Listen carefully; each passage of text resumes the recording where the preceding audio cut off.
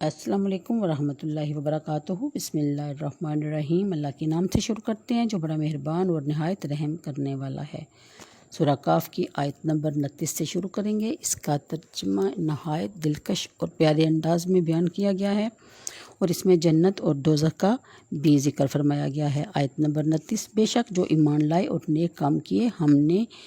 ان کو نیک اجر دیا اور ان کے نیک اجر کو ضائع نہیں کیا۔ جن کے کام اچھے ہوں ان کے لیے بسنے کے باغ ہیں اور ان کے نیچے ندیاں بہتی ہیں، اور اس میں سونے کے کنگن پہنائے جائیں گے جنتیوں کو، اور سبز کپڑے گریب اور کناویز کے پہنائے جائیں گے۔ وہاں تختوں پر تکیہ لگائے وہ بیٹھیں گے۔ کیا ہی خوب اچھا ثواب ہے اور جنت کی کیا ہی اچھی آرام کی جگہ ہے۔ اور ان کے سامنے دو مردوں کا حال بیان کرو کہ ان میں ایک کو ہم نے انگوروں کے 2 باغ دیے اور ان کو کھجوروں سے ڈانپ دیا، اور ان کے بیچ میں کھیتی رکھی اور دونوں باغ اپنے پھل لائے اور اس میں کچھ کمی نہ دی۔ اگلی آیت کے مطابق، اور دونوں کے بیچ میں ہم نے نہریں بہائی اور وہاں پھل رکھتا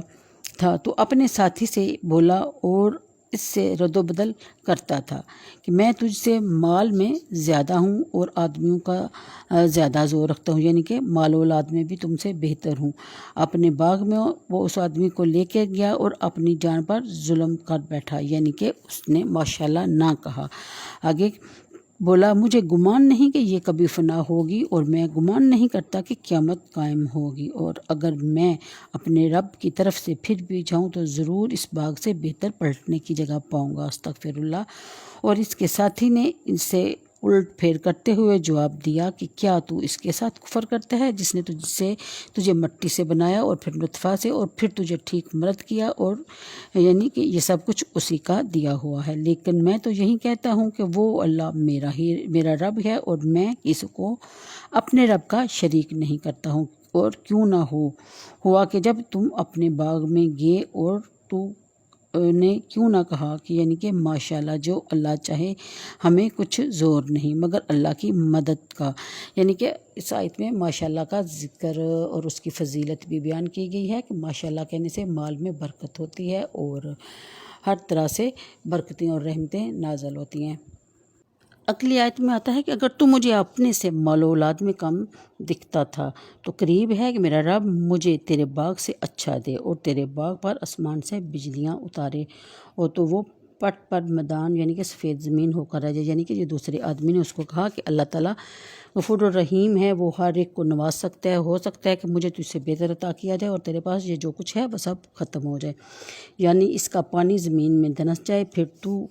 تو اس کو ہرگز تلاش نہ کر سکے گا، یعنی تو پھر تو کیا کرے گا اگر اس کے پھل گر کے۔ تو چنانچہ ایسا ہی ہوا، تو وہ اپنے ہاتھ ملتا رہ گیا اس لاگت پر جو اس نے اس باغ میں خرچ کی تھی، یعنی کہ اس کے لیے جو بھی اس نے کیا تھا وہ اپنی